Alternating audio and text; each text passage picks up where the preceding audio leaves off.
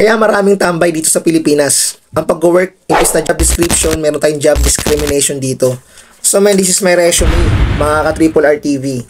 Diba, mga ka-triple, ayun ang haba. Hindi na po kasya sa dami kong work experience. Since 2008 na nag-work pa po ako. So, isang dekada na po ako naging empleyado at iba't ibang posisyon na yung aking napasukan. So, qualified po ako sa mga ina-applyan kong work. Diba? Noong January pa, February na ngayon. Bukas po birthday ko na. Turning 35 years old na ako. Anong nangyayari, 18 to 30 years old lang yung ibang company na in-applyan ko. Hindi ko na babanggitin ko ano yung mga company yun. Siyempre, sa dami na in-applyan ko, February na ngayon. So, bukas 35 na ako, birthday ko pa naman. Then, wala pa rin akong work. Hindi ako makapag-start. Dahil hindi ako qualified sa age, pero qualified ako sa work. 'Di ba? Hindi ba nila subukan yung aking skills, 'di ba? Na kayang-kaya ko pa makipagsabayan. Hindi pa ako senior citizen. I'm only 35 years old. Kaso may age limit sila. Yun talaga yung rules nila eh. Wala tayong magagawa sa ibang company. Kaya napakarami pong tambay. Tapos hindi pa, 'di ba? Ibis na may mga tao makapag-work, natatakot na nawawala na ng self-confidence. Kasi yung age nga nila, kung hindi ka qualified doon sa age lang so, hindi pa sinubukan yung tao kung kaya pa magtrabaho. Kaya nga meron tayong discrimination dito, mga ka-triple.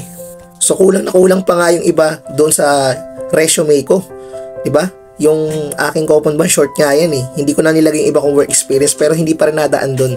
So, short story men, ikukwento kung bakit ako nag-resign sa dati kong work. 3 years ako doon. Siyempre, nagkaroon tayo ng pandemic. Inabutan po ng pandemic. At na-regular ako sa work na yon, sa Pasig nga po at napakalayo. At siyempre, wala akong mag-aalaga sa aking anak noon na that time is 3 years old pa lang. At wala na kayong pambayad, siyempre. So, mother ko naman yung nag-aalaga. Siyempre, ayoko namang mahirap mag-alaga ng bata. Siyempre, magbabayad pa rin tayo kahit nanay mo pa yun. Siyempre, yung hirap yun eh. Yun na nga. Pasig pa yun. At dito ako sa Fairview, Quezon City. Napakalayo ng work ko. Then yung wife ko naman is malapit ang work. So, siya yung pinakamalapit, walang pamasahe. Kayang lakarin. So, ako nag-decide kami ng wife ko na ako na yung mag-resign.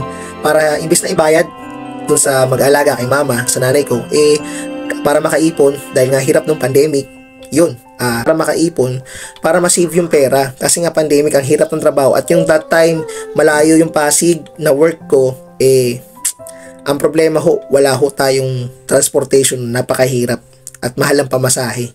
So, dito sa Pilipinas, kung hindi hirap ka talaga magtrabaho dito, ang dami yung diskriminasyon. Kailangan pa, with pleasant personality, yung mga qualified nila kailangan wala kang tattoo, 'di ba? Isa sa mga hinahanap yun eh. So, yun lang, dapat magkaroon po tayo ng tiyaga. Kaya kayo mga bata pa lang kayo, huwag na tayo masyadong demanding sa work. Pag nagkaroon kayo ng work at na regular kayo or may balak kayo mag-abroad, 'di ba? Kayong iba talaga nag-a-abroad na pipilitan.